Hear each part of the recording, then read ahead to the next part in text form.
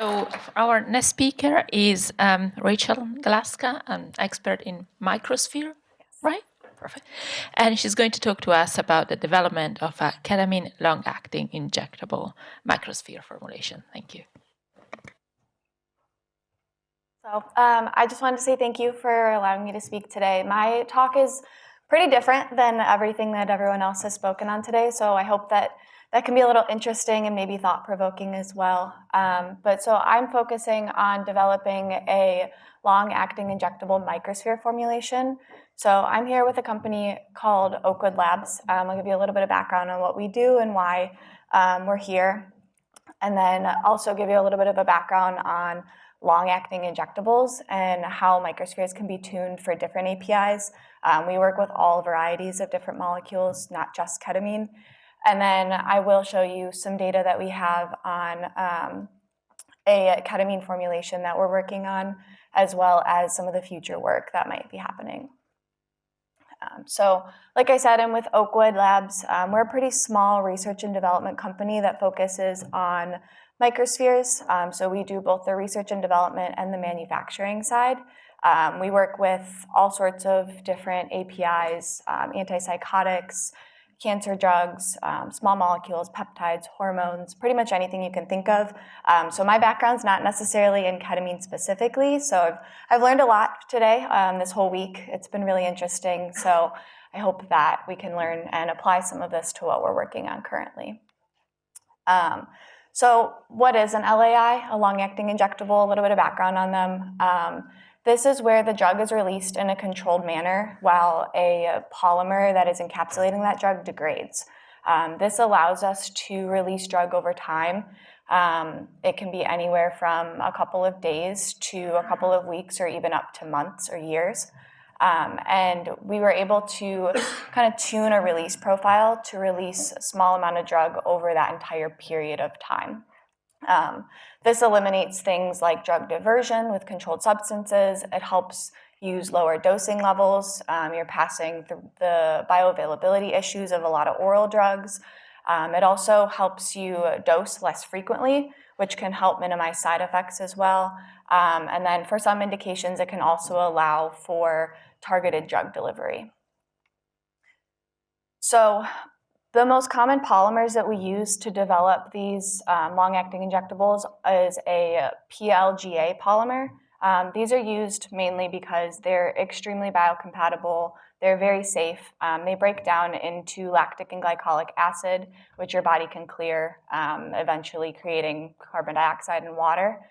And we have a lot of tunability properties with these polymers. Some of the different parameters I've listed here that we can change to tune our release profile is things like the molecular weight of the polymer, or that's like the chain length, so how long that polymer takes to break down. The comonomer ratio, so how much lactide is present versus how much glycolide. The lactide portion is extremely hydrophobic, whereas that glycolide is much more hydrophilic, which allows more water into that microsphere, which then helps it degrade faster. We can also change things like the polymer end cap. So acid end caps, again, are more hydrophilic, which allows more water in, whereas the ester end caps are much more hydrophobic, which slows down that release profile. The other things that we can change that are a little bit more targeted to the microsphere themselves are the particle size. So when you have a larger particle, you have less surface area, which leads to a longer release duration, and then vice versa with a smaller particle size. And then the biggest one is drug loading. So part of your microsphere has to have this polymer component to it, and so you'll always have a ratio of drug to polymer, and then as you increase that drug load, you can give a smaller injection, but your amount of drug that you can get into there, or the control that you have over that drug release, is more limited with increased drug loads.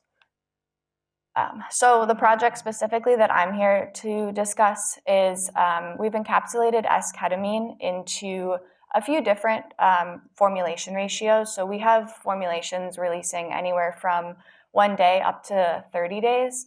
And then with this, we've got injections. We can give up to about 350 milligrams of ketamine per injection. And this is really dependent on your dosing and your drug loading. And this is a slightly different route of administration. So this would be an intramuscular injection, which would then form a depot in wherever that is injected and then release the drug over that period of time. We are working right now at about a clinical batch size scale, so we do have quite a bit of experience with formulating these drugs. We just don't necessarily have quite as much experience with what this drug really needs and how we can formulate this product to be what is going to be useful in the future. So this is the in vivo release profile of our 30-day formulation. Here we've chosen a microsphere profile that has about a 15% drug load by weight, so that other portion, the 85%, is polymer. And we have tested, we've shown here, we've got a really good, pretty linear release profile. So this drug is released over about 30 days with very minimal burst and pretty much very minimal fluctuations in general compared to something like an oral that you would take daily. And this gives us the ability to inject these microspheres one time, and for 30 days you would get this low level of drug release.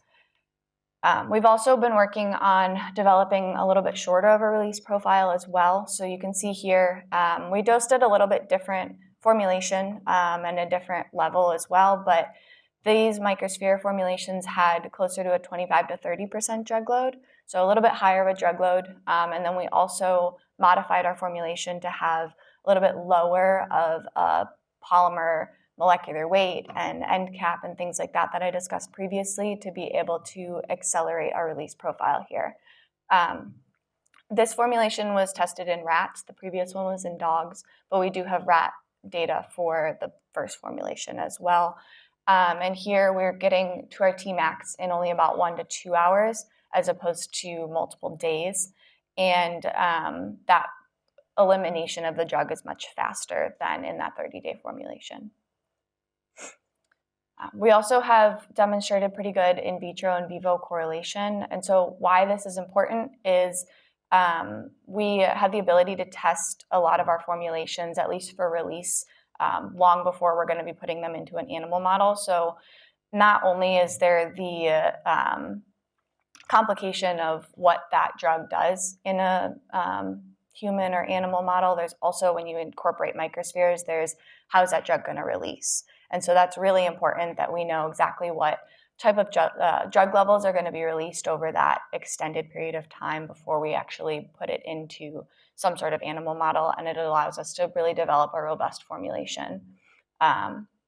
We've demonstrated this correlation in multiple animal models as well, and we've done this for both the 30-day and the shorter release durations. So we've also worked to scale this up. So because this is more of like a novel drug encapsulation formulation, there's a lot of work that has to be done to kind of incorporate the larger manufacturing scales that you would need for something beyond clinical trials. We've scaled this up to about a 1,200 gram solids batch size, which is equivalent to a clinical scale. And we really see no differences in our release profiles and drug loadings across those batches, which is a good sign moving forward when you want to continuously make the same drug product over time. We are also doing work to scale this project up to a more commercial scale, which would be 5,000 grams. So just what this timeline looks like, we have completed a lot of different feasibility formulations. So we have, I showed today 1 to 3 day releases and then also a 30-day, but we do have the ability to tune that profile for pretty much any release in between. And we've shown this release in several different animal models.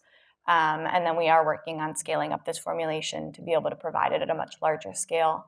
But really, we're looking to kind of start this transfer to more human models, clinical trials, understanding efficacy, and that's really why we're here. Is we're not the experts at ketamine, that's all of you, and we would love some input and information on what we can do to help really create a product that's going to be useful and works for the industry and for treatment and just assistance in bringing this to something that would be something that is valued. So thank you for your time. I'd be happy to take any questions. Thank you very much. Rachel, we have time for one question. Oh, Jerry. Anybody else wants to go first? Okay, hold on.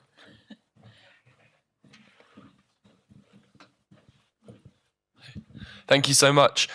Just a question about the polymer coating. Have you tested it for, so does it dissolve into its molecular components, or is it, and have you tested it for like carcinogenicity, like embolisms, organ damage, that kind of stuff? Because I'm thinking in terms of, like, there are other aryl cyclohexamines that have longer lasting half-life in the body, like 3-MePCE, have very similar subjective effects to ketamine. And surely just those might make more sense if you're looking for a longer acting drug than potentially putting, this toxic coating into your body, into your blood. Yeah, absolutely. Slightly critical question, but thank you. No, that's okay. We welcome any criticism. So PLGA polymers are very well known. They are in several products that are on the market right now. There's a lot of different microsphere products. There's some in situ gel products that use it. And there's probably 50 plus years of research and knowledge on what these do to the body, and they're broken down and they're considered fully safe by the FDA. I'm just asking also because the slow-acting Adderall that my friend in the US uses, she asked the pharmacy company what else is in that coating, and they said there is something else that they refused to tell her, and then some like private tests were done, and I think it was like some weird E number, really not that good for you. I'm wondering whether there's anything else that you put in the coating, or if you're allowed to say. No, so right now our microspheres only contain this PLGA polymer and the drug itself. So. Thank you. And have you thought about slower acting aryl cyclohexamines as well instead of this? No, that's actually not something where most of our work is with PLGAs, but it could be interesting. Okay, thank you. So, thank you. Two quick questions. One, I don't see toxicology in there. Have you done tox for this? We have not done it on this specific product. There's been toxicology done on the polymer itself. I'm more specific for ketamine because the FDA has pretty strict, guidelines on what they'll allow. Yeah. Have you thought about that? Because this is, I think, way above the dose they would consider safe. So the doses that we did for the animal studies we just picked them to be able to see blood levels in those animals. They can be adjusted or tuned as necessary. And then all of our doses can be adjusted just based on, we resuspend our microspheres in an aqueous condition. And the second one you go is, why would you want to have a continuous release of ketamine? That's what we're interested to see people's thoughts on.